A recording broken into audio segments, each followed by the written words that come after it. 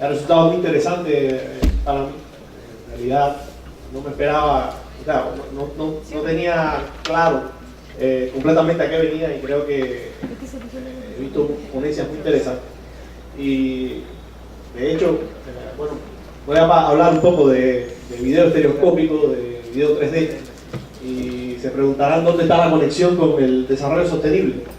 Y de hecho pienso que hay una conexión grande en las técnicas de video, de procesamiento de imágenes, de visión computacional, con lo que se está haciendo, porque en los últimos años las cámaras de fotos, las cámaras de video están por donde quiera hay un celular con una cámara, cuesta muy barato, y las computadoras también, y las técnicas de procesamiento de imágenes, las técnicas de video, de visión computacional, han comenzado a ser utilizadas de manera extensiva para resolver problemas que antes necesitaban muchas otro tipo de sensores u otro tipo de acciones. Así que, aunque parezca que no hay ninguna conexión, de hecho todas las técnicas que estamos utilizando nosotros para la conversión de video de 2D a 3D, o para la reconstrucción de imágenes, o todo lo que tiene que ver con el problema del video estereoscópico, es perfectamente aplicable a otros problemas concretos de la visión computacional, como puede ser la segmentación de imágenes de hojas de café, como hay un proyecto muy interesante que tienen aquí en la universidad, para buscar o para clasificar los problemas nutricionales que pueden tener las plantas de café. Y así como ese, hay muchos otros proyectos que son, que resultan, se pueden resolver o se pueden, digamos, enfrentar utilizando técnicas de visión por computadoras y de procesamiento de imágenes. Entonces, yo en particular voy a hablar hoy de video 3D basado en la percepción, el procesamiento de video 3D basado en la percepción. Me disculpo porque la presentación está en inglés, yo voy a hablar en español, pero todo lo que está escrito está en inglés, así que, bueno, es la presentación que está. Bueno, un poco de lo que voy a hablar, explano un poco la planificación de lo que voy a decir. Primero vamos a hacer una breve introducción de cosa es la visión 3D. Vamos a introducir un sistema de comunicación 3D, y bueno, vamos a preguntarnos en primer lugar si todo está resuelto, ¿no? Y si necesitamos hacer algo diferente o algo nuevo de lo que ya existe. Vamos a ver a continuación tres ejemplos de problemas que nosotros hemos enfrentado en función de mejorar la visión, o mejorar el efecto de 3D que va a tener el espectador cuando está utilizando este tipo de sistema. El primero va a ser la creación de contenido. Vamos a ver después que un sistema de comunicación 3D está compuesto de básicamente tres partes, donde la primera es la creación de contenido. Vamos a hablar de creación de contenido, y en particular de la conversión de video de 2D. 2D significa monoscópico, que conocemos en la televisión normal, a 3D estereoscópico.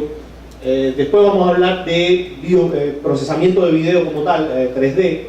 En particular voy a hablar de la generación de nuevas vistas a partir de la imagen monoscópica y la profundidad. Y voy a introducir brevemente un sistema de proyección que estuvimos trabajando para resolver o para tratar de resolver un problema común en los sistemas de visión 3D. Bueno, al final vamos a concluir muy brevemente. En primer lugar, ¿de qué hablamos cuando hablamos de un sistema de visión 3D, o cuando hablamos de la visión, de la información visual 3D? Hablamos de la posibilidad de poder ver, como mismo vemos nosotros, tener información de profundidad. Normalmente cuando vemos la televisión, cuando estamos viendo este proyector, toda la información visual que tenemos está visible en un único plano, en el plano de la pantalla de proyección, y no podemos saber si lo que estamos proyectando, lo que estamos viendo, debería estar delante o debería estar detrás.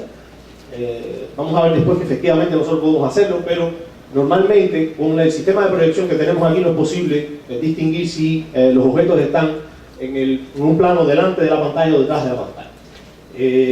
Por supuesto, hay maneras de lograr eso. La manera de lograrlo, el cine estereoscópico ha sido introducido y utilizando espejuelos polarizados o espejuelos que cierran un ojo alternativamente.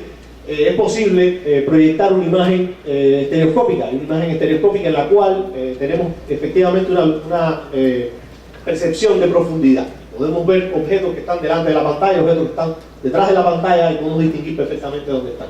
Igual los televisores que se están introduciendo en el mercado, que tienen información 3D, también a ver con los espejuelos, eso permite obtener una representación de imágenes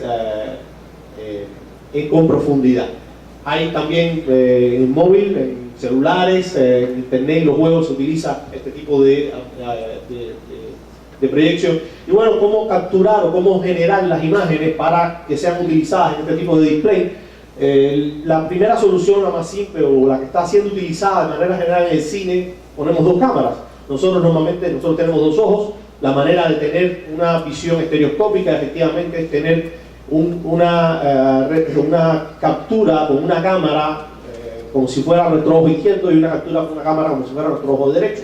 Y al final, con esos dos videos podemos construir la visión 3D. También la animación, los sistemas de gráficos por computadora.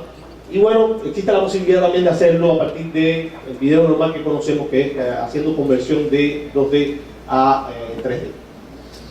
¿Sí? O sea, el sistema de comunicación de video 3D que estamos hablando parte de una primera parte que sería la creación de contenido. Vamos a crear un contenido que, como dijimos, tiene que ser un contenido 3D, básicamente dos videos simultáneos, uno para el ojo izquierdo, uno para el ojo derecho. Después vendría una etapa de procesamiento y compresión, podemos transmitirlo, guardarlo, después de compresión y otro procesamiento para mostrarlo en la pantalla, y al final viene, por supuesto, un display, una pantalla donde vamos a representar eso.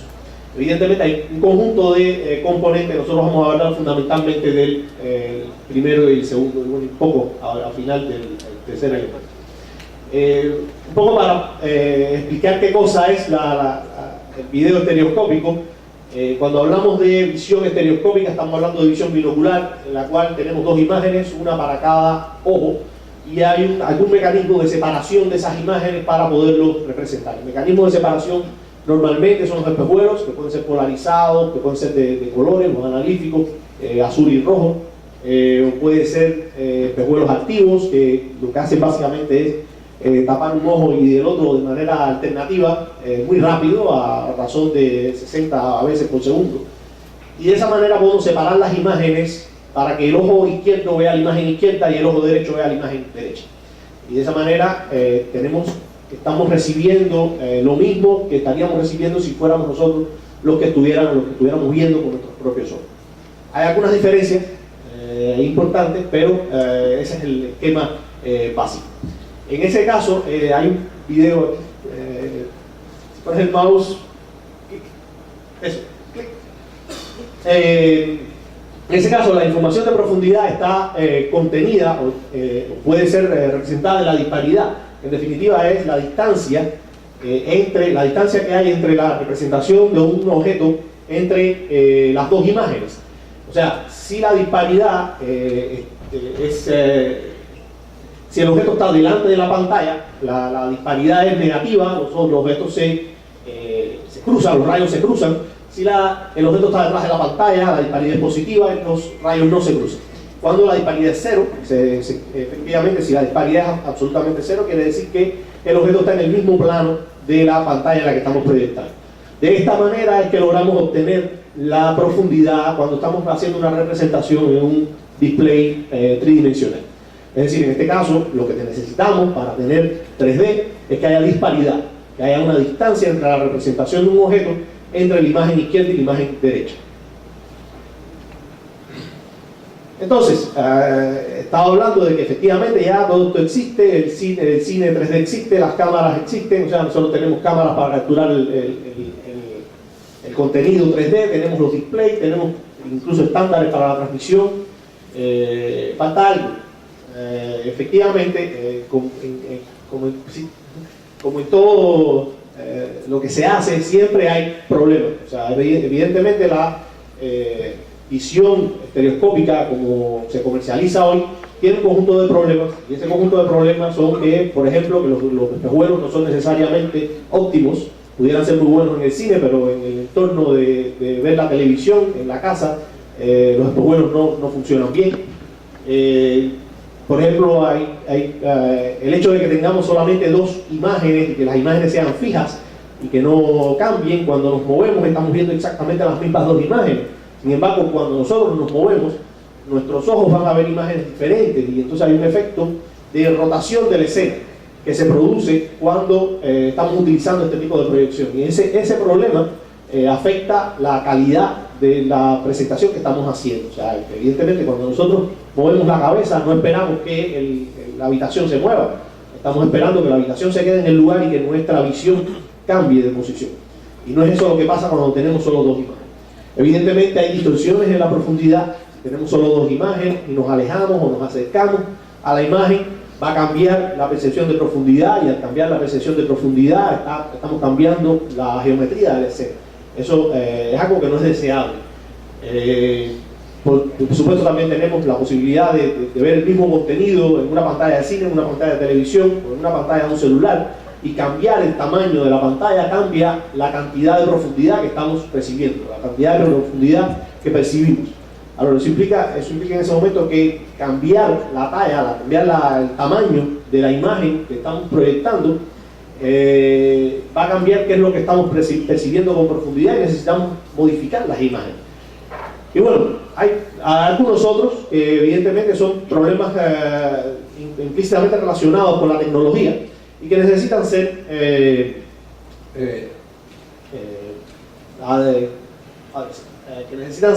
tratados, ¿no? Necesitamos trabajar sobre ello. ¿Cuál sería la solución? Bueno, evidentemente necesitamos cambiar las imágenes, es el problema, ¿no? Ya vimos que cuando me movía las imágenes no cambiaban, y sin embargo deberían cambiar. Al final todo vuelve a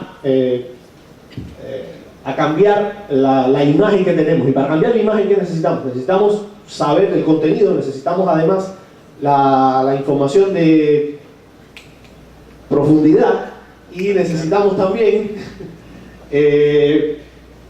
generar una nueva imagen a partir de la primera imagen y la imagen de profundidad. Puedes hacer hacia adelante.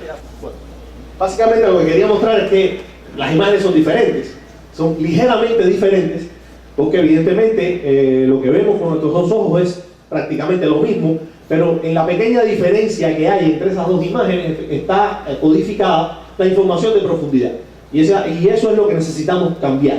O sea, necesitamos modificar las imágenes de modo tal que la pequeña diferencia sea un poquito distinta de la que es originalmente, y para eso necesitamos la información de profundidad y la información de la imagen para crear una nueva imagen.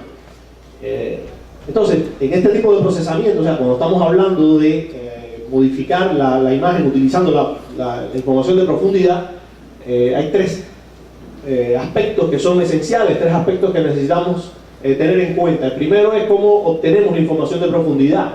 Ese es el primer paso. Normalmente lo que tenemos son imágenes, no tenemos la profundidad directamente. Tenemos que obtener esa información de profundidad, ya sea a partir de varias imágenes, o a partir de una sola imagen, o a partir de un video. Tenemos después que generar la nueva información, generar esa nueva imagen o generar esa nueva información. Sería efectivamente, ok, estaba aquí. Decía que hay tres problemas que tenemos que tratar. El primero es obtener la profundidad, el segundo es a partir de la profundidad de la imagen generar la nueva imagen, y para generar esa nueva imagen evidentemente tenemos que mover los píxeles, la información de profundidad, la información de color que conocemos, hacia la nueva posición, respetando la disparidad, y tenemos que llenar la información que no existe, tenemos que crear información que no existe, porque cuando nos movemos evidentemente hay zonas que se vuelven visibles que antes no se veían. Y en ese tipo de información hay que generarla a partir de lo que conocemos, a partir de la estructura de la imagen que conocemos, a partir de la información visible. Y bueno, el otro problema normalmente es cómo transmitir ese tipo de información. Y en ese momento estamos hablando de los métodos de compresión, los estándares de compresión de imágenes y videos. No voy a hablar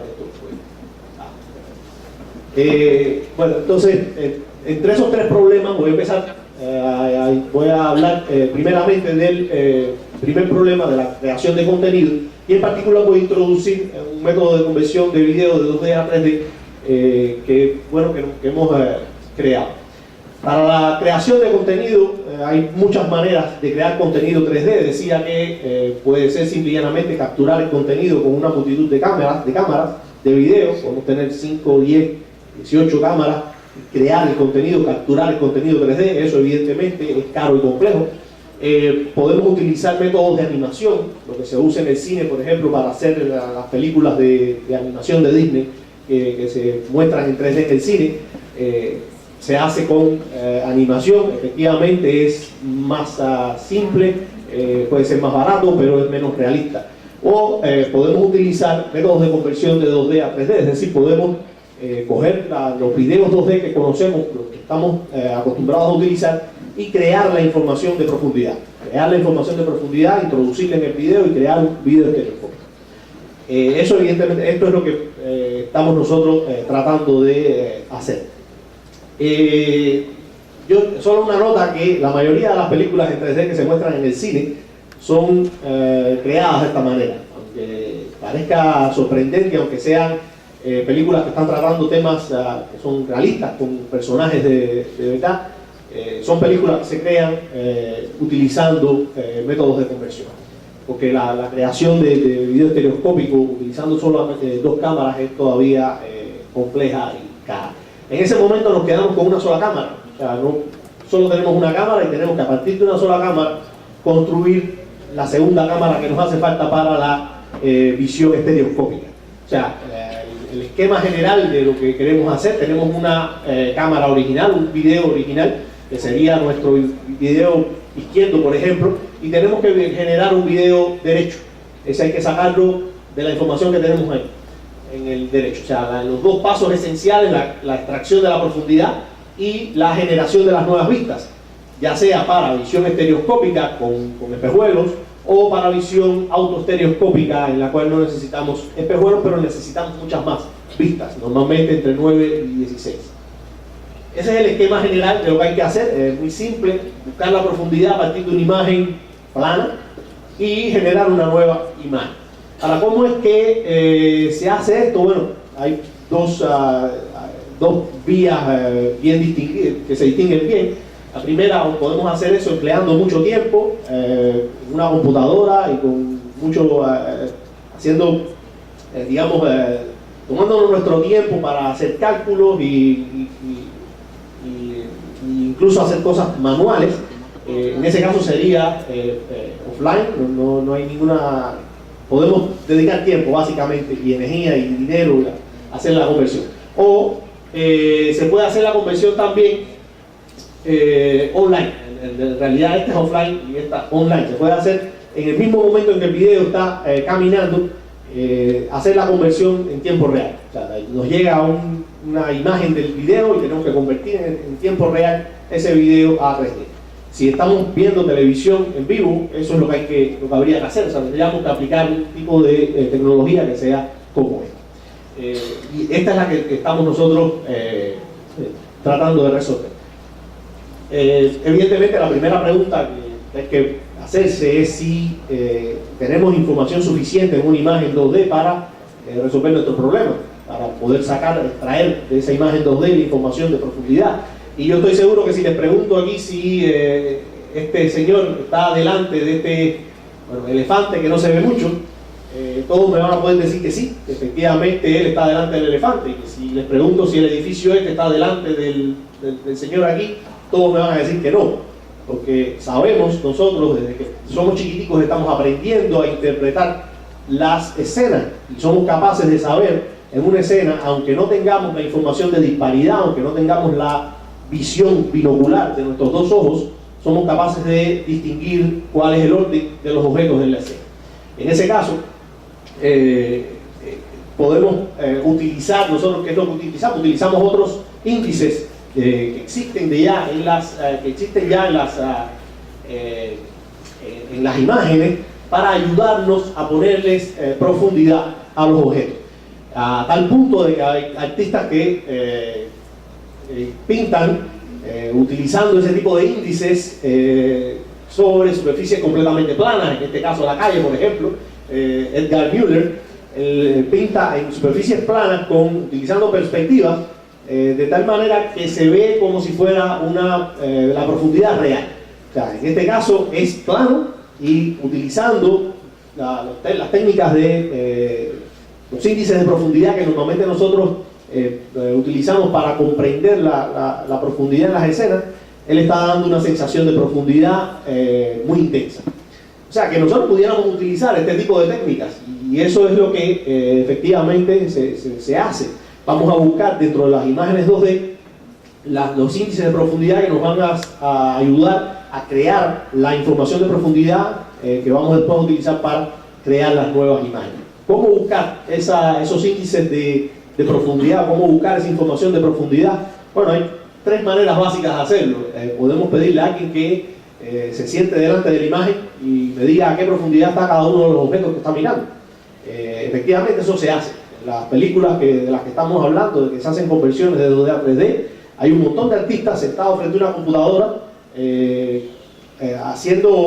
definiendo dónde hay un objeto y dándole un valor de profundidad a cada uno de esos objetos. Se hace manualmente en el día de hoy, ya no estoy hablando hace 10 años, en el día de hoy muchos de los trabajos que se hacen en cine de conversión 2D a 3D se hacen de manera manual. Podemos también tratar de extraer de manera automática esa información, por ejemplo, la información de perspectiva. Pudiéramos decir que utilizando técnicas de procesamiento de imágenes podemos identificar la posición de cada una de las líneas que se forman cuando las paredes chocan con el techo. Esas líneas, si vemos una imagen, se van a encontrar en un punto en el infinito, y si somos capaces de identificar ese punto en el infinito, quiere decir que sabemos dónde está el infinito en profundidad, y podemos entonces darle una estructura en profundidad a la escena. Bueno, ese es uno de los tipos de técnicas que se utilizan para generar la profundidad. O podemos simplemente darle una profundidad al objeto aplicando técnicas que vienen del conocimiento que tenemos normalmente nosotros de las escenas. Por ejemplo, hay varias formas de hacerlo. Después voy a venir sobre eso. Pero primero quería mostrarles cuáles son los índices de profundidad que utilizamos normalmente para identificar los objetos. Evidentemente uno de ellos es el movimiento. Hay un video aquí, por favor. El movimiento, todos hemos estado en un autobús o en un tren y hemos visto cómo los objetos que están cerca del toro pasan rápido, los objetos que están lejos pasan mucho más lento. Bueno, eso es un índice de profundidad que se utiliza de manera general para extraer la profundidad de las escenas. Cuando tenemos un video, cuando tenemos movimiento, podemos utilizar este tipo de técnicas, efectivamente. Pero también hay otras, o sea, podemos utilizar la superposición, si hay dos objetos que están uno delante de otro. Por ejemplo, ustedes miran aquí y el podio está tapando el cartel. Evidentemente podemos saber directamente que el cartel está detrás del podio, solo porque hay uno que está tapando al otro. Están la textura o el tamaño que tienen los objetos y la posición que tienen los objetos en la imagen.